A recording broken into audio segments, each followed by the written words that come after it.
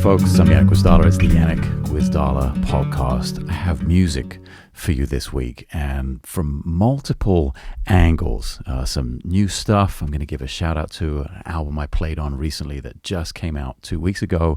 I'm going to give you some more samples of all the stuff that got left on the cutting room floor of the big DI video that I did recently. The big, like literally the biggest bass DI shootout ever. That video. If you haven't seen it, I'll link it in the show notes or in the description of the video if you're watching on YouTube. It was an epic undertaking. I don't think I'll be doing the next one, and I hope there is a next one. If somebody's out there that has more DIs than I managed to assemble in one place at one time, please make that video. It'd be really interesting to see some of the ones that didn't make the list. There were some production notes that I missed. We're going to recap it. We're going to get to all of the things that I kind of missed, fill in some gaps, hopefully give you some more information, and hopefully you'll leave this podcast even more informed about DIs than you did after perhaps watching that hour and 12-minute shootout video. Got to give a massive shout out to the people at Bass Review magazine in the UK. Look at this. These just arrived, physical copies. It's a beautiful magazine, first of all. This is what I remember as a kid when I used to read Bass Player magazine, and when I used to go check out the transcriptions and read about who was playing what gear and get some insight into the minds and the lives and the lifestyles of my favorite bass players. I never thought this would happen again. I thought the physical media in general, when it came to print media, was kind of done when it came to music, and especially our little world here of bass. And lo and behold, over in the UK, the cats at Bass Review magazine, this is issue number 3. Has some super fun stuff in there about F-Bass, about the Ampeg, the Venture series, about the Caveman audio, actually a whole bunch of things that are related to me, bunch of gear things, and of course the feature-length interview. This will be going on the wall with all the other covers. I really thought my timeline had ended somewhere over here a few years back when Bass Player magazine folded. I was like, probably maybe that's the last chance I'll ever get to be on a magazine cover. So that's special. That's like it's a real treat. I really appreciate them doing that. I'll link to their website. Like, it's actually a physical magazine that you can subscribe to and get. I'm not sure how many issues they do per year. I don't think it's every month, but whatever. All their information is at the website. I'll link it in the description, in the show notes of the podcast.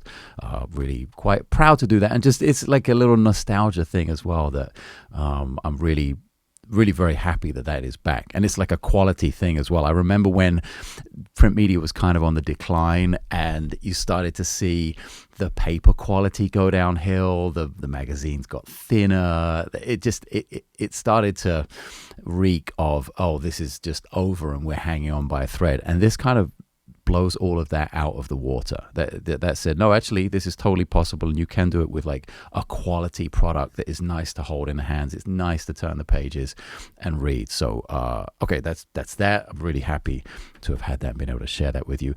Something time sensitive before we get into all of the audio and the DI recap stuff. Something time sensitive is that I have just had the absolute motherload delivery of physical books, my whole author signed copies that I send out all over the world. The reason it's time sensitive is because this is Sunday, May 5th. I'm recording this, I'm editing it, I'm putting it out today. And I'm leaving on Tuesday for China for 2.5 weeks. So I have all of these books, and the last thing I want to do is it be Wednesday and people will be like, oh, I think I'm going to get a book, and then the shipping is really delayed. So I'm not going to be back until the 22nd, which is when I'll start shipping again. So if you want one, and there are, for the first time, like a ton of them in stock. I went a little bit crazy.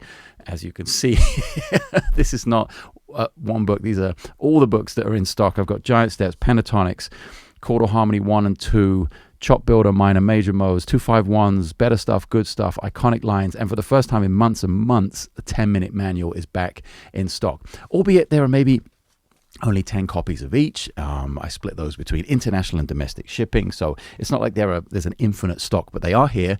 And if you order them today or by tomorrow morning on the 6th here, I will ship them immediately. They'll go out before I leave for China. Otherwise, there's going to be a 2-week delay on it. I'm going to put a notice on the website just to let people know. It doesn't stop you buying them, but there will be a little delay on shipping because I'm on the road. That's one of the downsides of being a one-person operation, a little small business, cottage industry from home, and kind of doing it all myself. I get to keep the overhead and the cost down, but sometimes when I have to go on tour, there's a delay on shipping. So get them now if you want them delivered soon. They are in stock. They do always sell out. That's why it's always a bit of an event when I get a new delivery. But yeah, you can get them shipped out tomorrow morning if you act now. So let's get into all the music. I'm going to give a shout out to Scott Murphy, new friend, new musical collaborator. I was out in China and Hong Kong about 6 months ago, and shortly before I went out there, Scott hit me up and sent an email and said, "Hey man, I see you're going to be here. Any chance you would be into doing a record date?" He was putting a project together and had a studio booked, Avon Studios, I want to say, in Hong Kong. Super cool old school studio. I think it used to be a TV studio, maybe for CBS or something like that, one of the networks. It was super fun.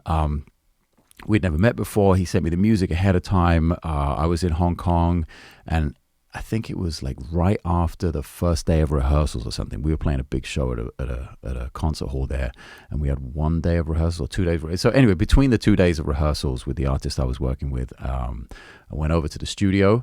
And this is, by the way, going to be the demonetized episode of all time because I'm going to use some commercial clips. So let's share other people's music in this episode while I know I'm definitely being demonetized. And yeah, so Scott Murphy, saxophone player, and I'm going to play you a clip. I think the bass got mixed, selfishly speaking, of course, and for all you bass players out there, I think the bass got mixed really nicely. When I heard the quality of the recording, I was like, oh man, the music is great and everything. Like the ensemble, the band played really tight together, I think, considering we literally never met, never played together before. But then, you sort of hand it off. You pass the baton to the engineers, to the producers, to the editors. It's like Sean Hurley said, actually, and it's something I've always thought as well in terms of a sideman freelance musician perspective. When you go as a bass player in the studio, as Sean Hurley mentioned it on the DI video the other day, is like if we kid ourselves into thinking we are the end user as a bass player in the studio on a record date, we're really quite delusional in a sense, because it's just going to go so many other places before it comes out. All that to say, when the album did come out, I think it came out a couple of weeks ago, maybe April 20th, something like that, I think I saw was the release date. I heard it, and Scott sent me some previews, and I was like, oh man, you put it in the hands of someone else and you sort of don't know if it's not your crew, you don't really know what's going to happen. And when I heard it, I was like, oh man, the bass sounds really nice. The overall mix is cool. I'll play you a little clip here.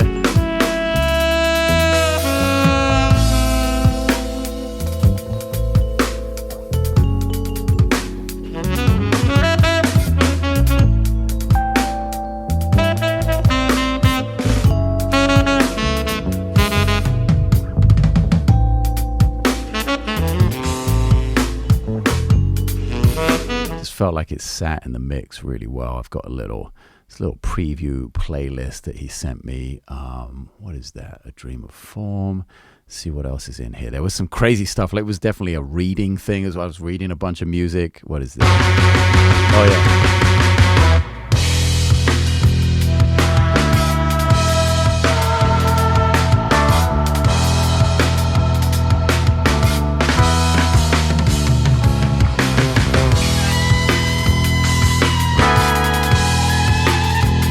But it was nice. It was nice to go into like such a creative situation. I'm always a fan of that. It's often impossible to say yes to those kind of things because the schedule is so tight. But he sent me the music, and I was like, oh man, this has the potential to be pretty cool. He sent me demos, and that's the other thing as well. You hear demos, and you're like, well, you can do a lot with a demo that perhaps you don't have the skills to pay the bills in the studio to recreate or to be musical or to develop. And he sent me the demo. I was like, well, this has potential, and that was really enough for me to say, yeah, let's do it. That'd be really hip. And I was, trust me, I was burnt. Like, this session started. I want to say the session was definitely a night session because they were getting keyboard sounds, and me and the drummer went out to get dinner. So it was definitely a night session, and we probably went, I don't know, maybe 8 p.m. to 1 a.m. or something like that. It was definitely crowbarring it into the schedule in a pretty jam-packed week of touring out there in Asia. And I was beat to shit, but it was a great session, and it's sort of like the adrenaline kicked in, and I'm really happy with it. I think we got some great music out of it. You've heard a couple of little clips. Go check it out. I'll link to his. What am I going to link to? It's a good question. I'll find something to link to. Maybe it'll be Bandcamp or streaming or whatever it is. You can go check out the whole record. It's pretty hard hitting. Now let us get to what was left on the cutting room floor of the DI video. I mean, this video could have been hours and hours and hours long. It's already probably the longest produced video that wasn't just, off the dome like this, like a podcast episode. It was definitely the longest produced video I'd done, especially on a piece of gear. First of all, there were some items I wanted to give shout outs and just mentions of pieces of gear that I wasn't able to procure. I wasn't able to get in the room and shoot out against the other stuff I had. And they were, like pretty well-known pieces, like the Rupert Neve designs, the RND, whatever that one is. They actually have one at the Baked Potato, and I'm in the middle of a 3-night run there as we speak. Last night tonight. If you're in LA, you're hearing this podcast, there may be a few tickets left on the second set. Most the other sets have been sold out so far. But yeah, they have Rupert Neve Designs DIs over there. There's the Avalon U5, which I would have loved. One of my biggest regrets of selling gear was getting rid of my Avalon U5. Wish I'd kept that. That used to be my main rig. I used to have the U5 on a little half rack plate in a rack. It's kind of old school. It's over 20 years ago. And that went into a Crown, or it wasn't a Crown. It was something, I forget the brand, but a single rack space power amp. So I got the preamp, the power amp, and then that went into the cabin. That was my like in-town rack, in-town bass rig. It was so over the top, but the sound was beautiful. That was the point. Like, it's crazy that I was like so dialed in with this pure like preamp DI thing into a power amp into the cabinet. Like, it just doesn't really get more pure than that for a live sound to my ear. And then I went through like years and years and years of all different stuff back and forth, and amp heads and this and that and the other. And now I've kind of come full circle, and of course I'm using an amp head, and I've used an amp live. I'm not an ampless type of player, no cab sim, amp sim, that kind of thing. But now I'm really, especially since the last month or so with all these DIs, really dialed into the through signal, the live signal, what goes to the house, and how to make that consistent. As I said in the DI video, my choice for the live board it was the JHS color box, and I've been using it the past 2 nights at the Baked Potato, and I gotta say my live sound there has never been better in my entire life. So yeah, I think I made the right choice. I've been experimenting. I had it off to the side of the board, trying to decide where to put it before I commit to attaching it to the board before we leave in a couple of days. So tomorrow morning, my day of laundry and packing and tour prep, the color box will get etched into the board, and I'm really looking forward to being able to go from venue to venue. It's all very well, you're in a kind of controlled environment, somewhere I play a lot at the Baked Potato, somewhere I've played for many years, somewhere I know very well, somewhere that's quite small, and there aren't too many variables there. It's going to be interesting taking this amazing live sound that I've managed to get over the last 2 nights to multiple venues in, I think we have 10 shows in 2 weeks, in clubs, in concert halls, theaters, all kinds of different sizes. So pretty psyched about that. And wow, so I've got this playlist up here. I just bounced down a bunch of the clips. There were so many sections of the DI video that I wanted to make that didn't make the final cut. I already said, from what you see in that 1 hour and 12-minute video, that's already a ton of time in terms of the raw shooting. There was probably double that, for the whole project, and half of it got left on the floor. So I did some clean, quote unquote, clean things. And I have the color box, the Jad Freer, the MXR, the Teletronics, and the Trickfish with this groove. I'll play you a little bit of these clips. They're a minute each, but maybe I'll play half of them. There are 5 of them. This is the color box, give you an idea of where we're at here.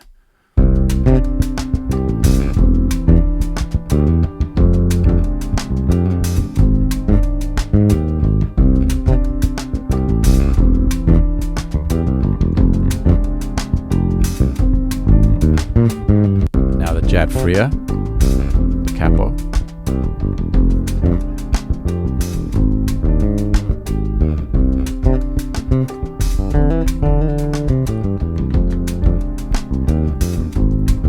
Now the MXR.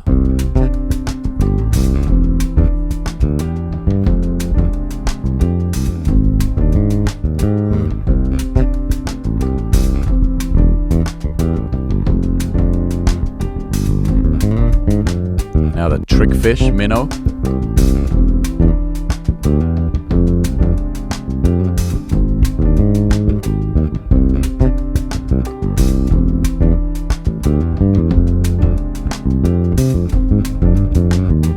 Now the Teletronics.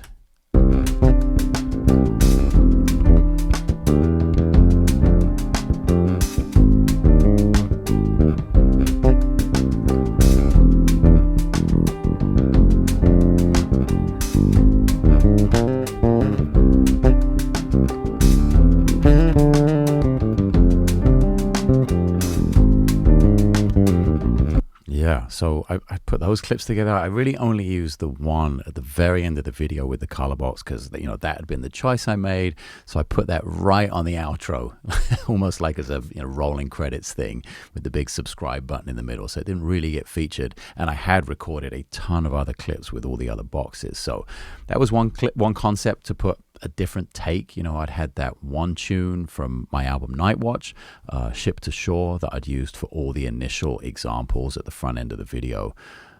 So it was, I just wanted to have some variation, and but yeah, ultimately it was just too much, and I also wanted to showcase dialing sounds in real time.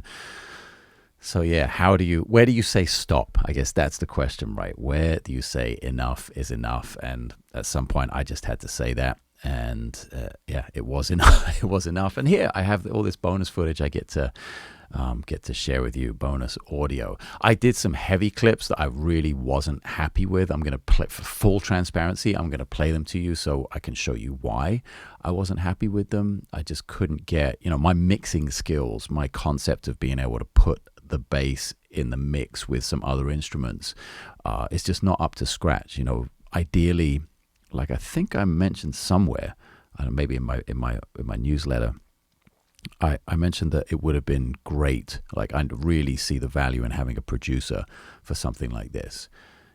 Visually, conceptually, the timeline, the story, just having someone to oversee and make sure there are no holes, make sure nothing slips through the gaps, and the settings are right. And where is it? Hang on.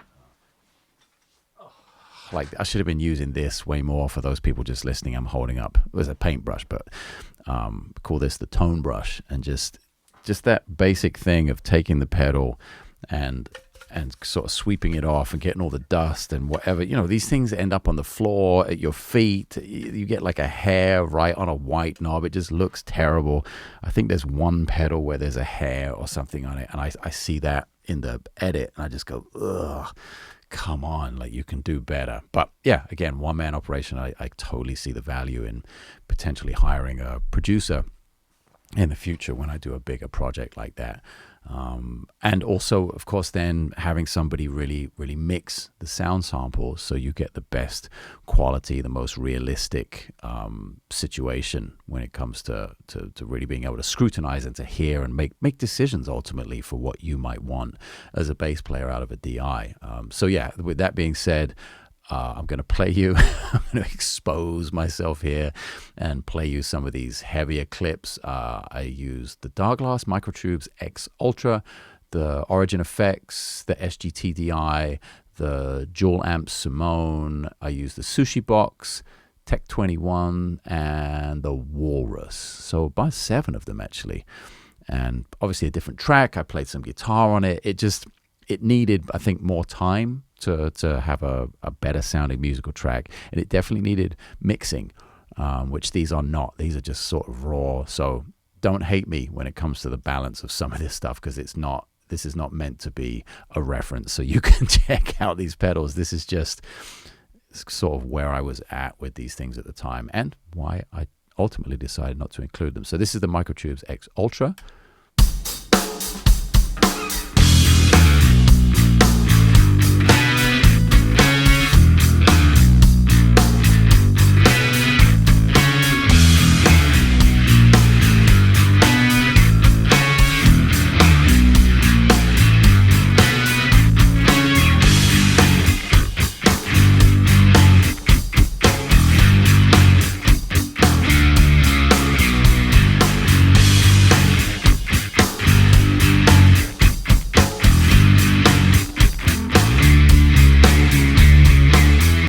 I'm not going to play the whole track on all of them. I just wanted to give you an idea of one of them. I'll give you clips of the others now. This is the bass rig, the Origin Effects, basically trying to be an SVT, which I think it does very well.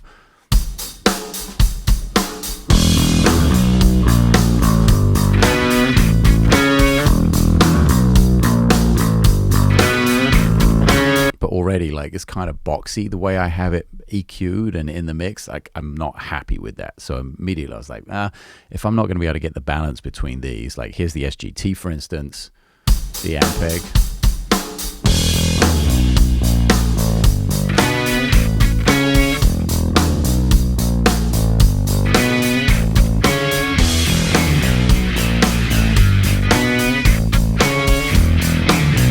And we go to the Dual Amp Simone.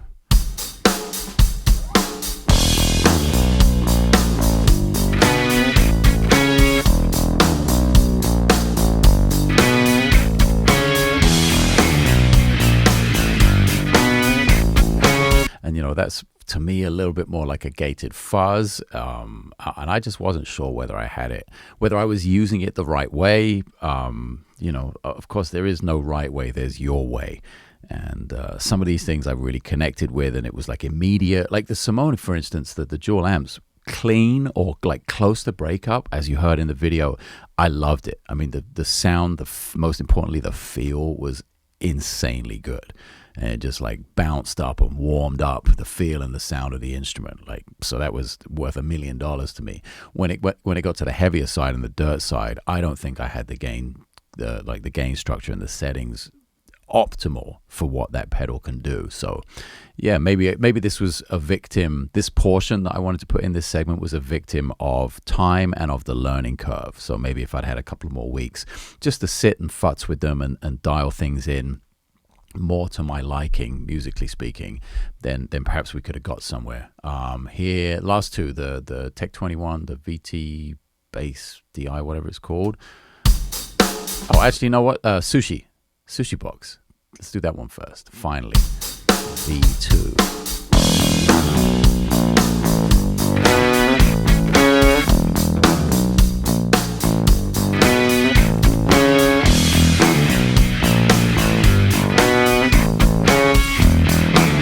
And you hit that, like, that kind of sounds a little bit thin in the mix to me, and that pedal is not thin. Like, the pedal is fat and warm.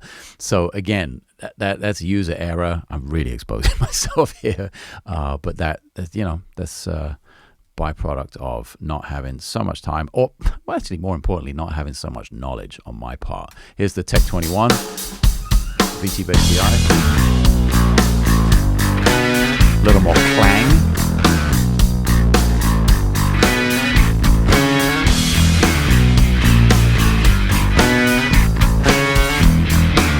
And last one in the heavy department was the Walrus Audio, the Badwater.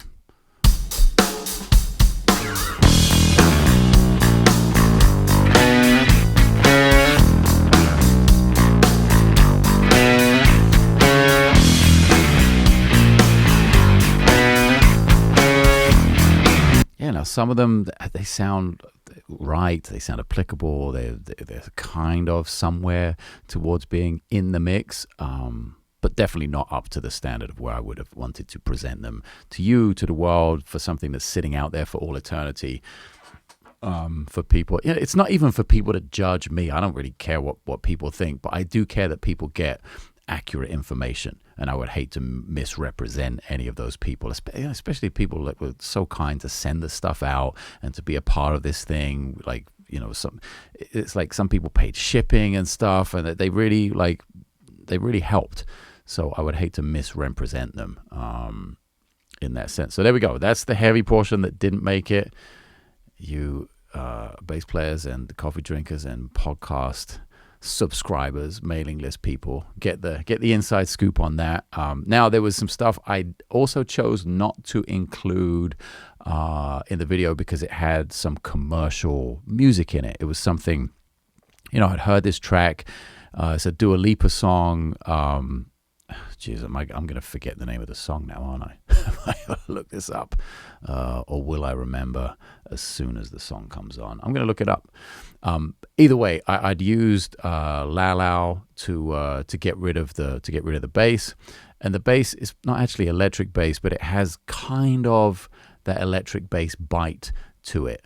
And Don't Start Now, that's the name of the song from Future Nostalgia, Dua Lipa, and it's just one of those commercial pop tracks that I thought was maybe a good way to showcase a modern sound and sort of what is happening on records right now. I'm going to play you a bunch of clips. I have the Aguilar, Caveman, Colorbox, Capo, the Miura K3, the Noble, the Origin, the SGT, the Simone, and the Teletronics. A bunch of them I managed to do on this. And I think I'm actually going to release the full track with one of those boxes as a part of the Can I Play Bass With series. Maybe that'll come out next week, because it's a fun track to play to. But yeah, I chose not to put it in there because it's commercial music. It would have demonetized the video, and it's not because I'm trying to make $1 million out of making a bass DI video, of course not. But over time, if the video does make a few $100 in ad revenue, it certainly helps cover some of the costs of time, of shipping, just the schlepping, the general, the time, I guess, more than anything that it takes to make something like that. It is useful, and the YouTube revenue I can put back into, reinvest into making other videos as well. So I kind of this executive decision not to put any commercial music in there. I used one of my own tracks, which was easy. I also had a play along ready made for that, so it kind of worked out.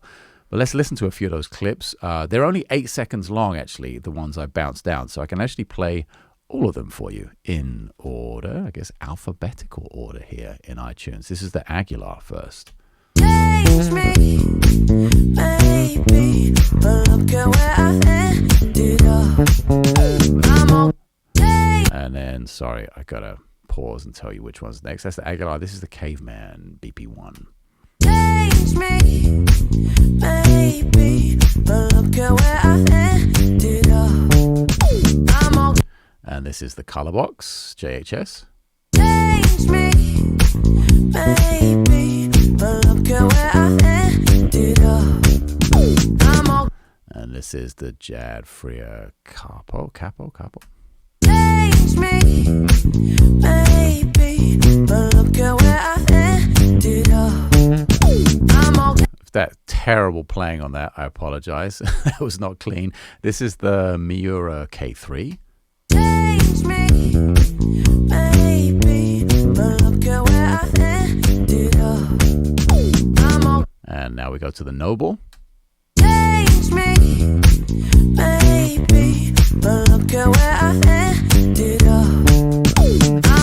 And this is the Origin Effects bass rig. Change me, baby, but look at where I ended up. And this is the SGT DI. change me, maybe, but look at where I ended up. I'm okay. Okay, and this is the Teletronics, last one in this. Change me, maybe, but look at where I ended up. I'm okay.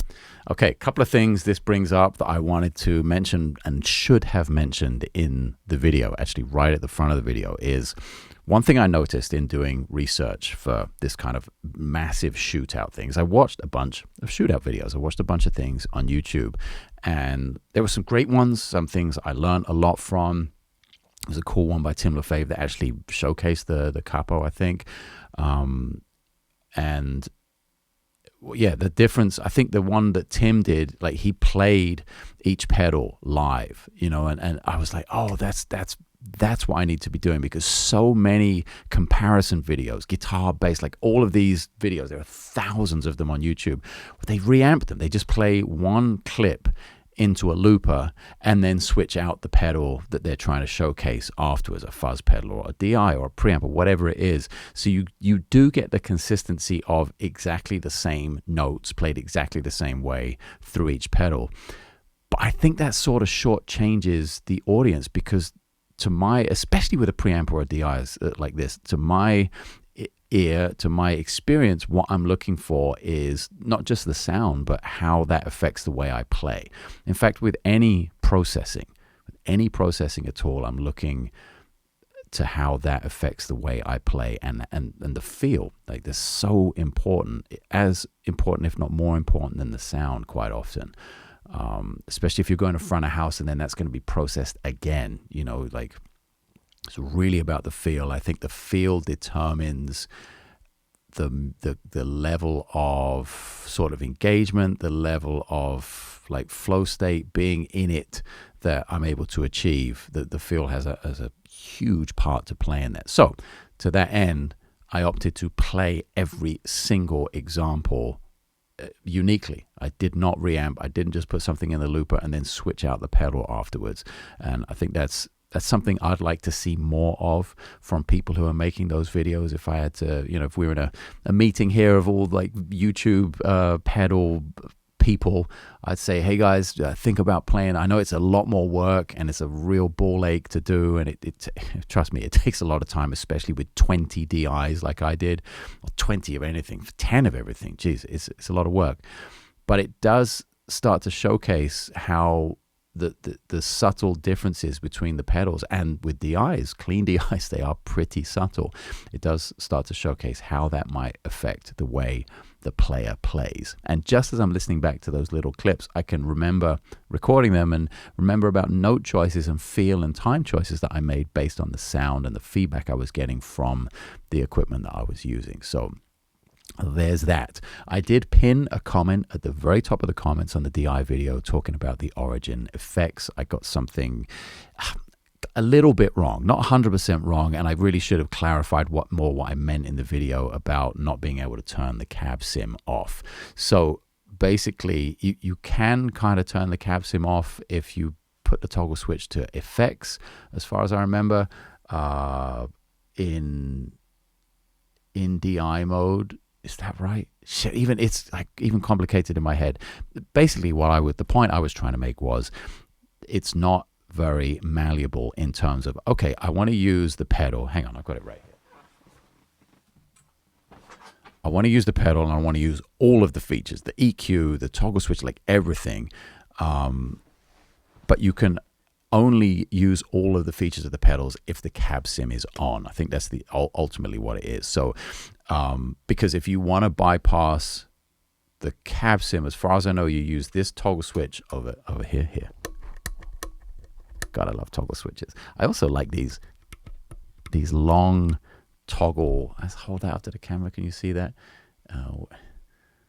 These guys in the middle, these like long toggle switches between the knobs. I really like those. Design-wise, I love this pedal. And sound-wise, of course, it's great. I just wanted the option to be able to use all the features of the pedal with the cab sim off. And you have to disengage the pedal and put this switch in a certain toggle position if you want to have the cab sim off on the DI. I did not do that in the video. So when you hear the clip of the Origin Effects bass rig, super vintage, it is with the cab sim engaged, even when I'm in the clean DI portion of the video. So that was a boo-boo on my part. I did pin a comment to the top of the comment, so hopefully people will see that.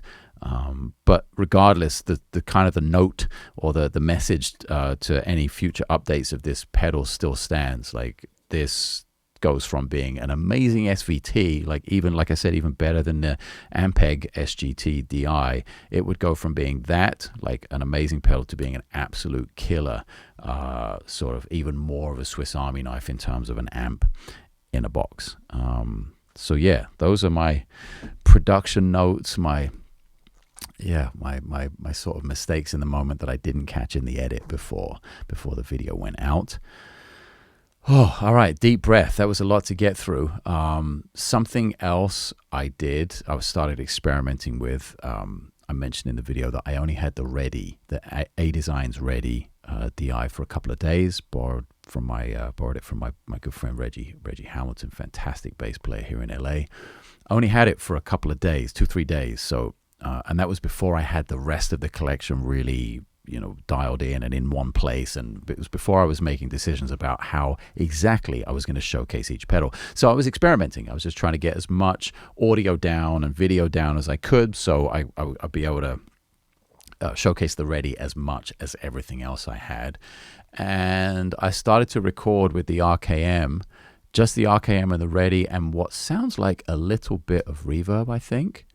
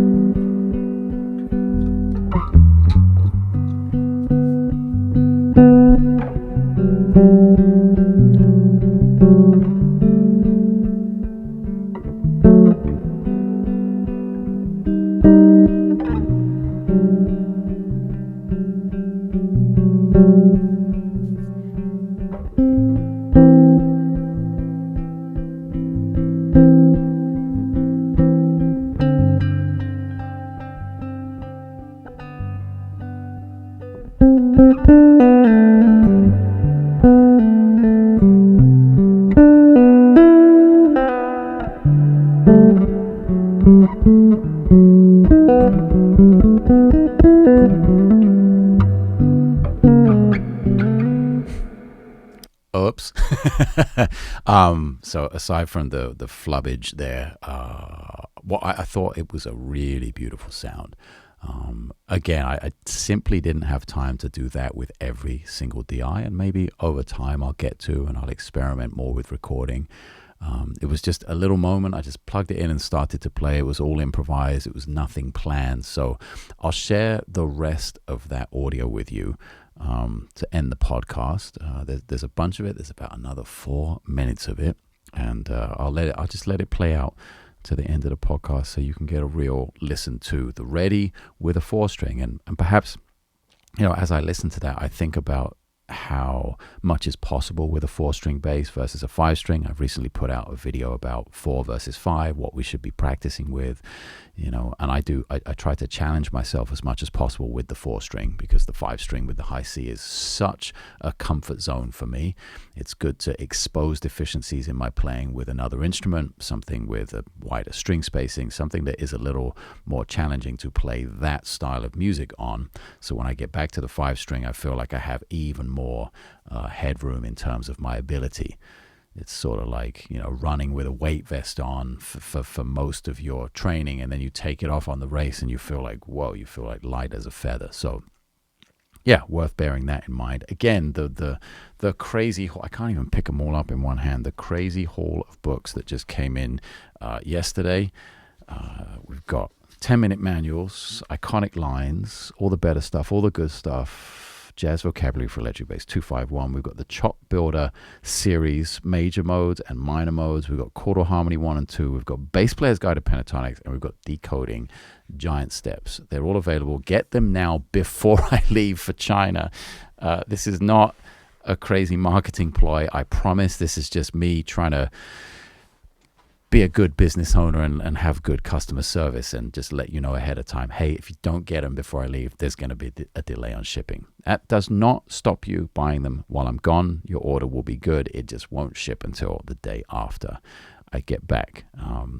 So amazing. Here we are, May 5th, last night at the Baked Potato. Tonight we leave for China in like less than 48 hours, and I'll be behind the Great Firewall for a couple of weeks, not releasing anything in chronological order, although I have a bunch of videos coming out while I'm gone.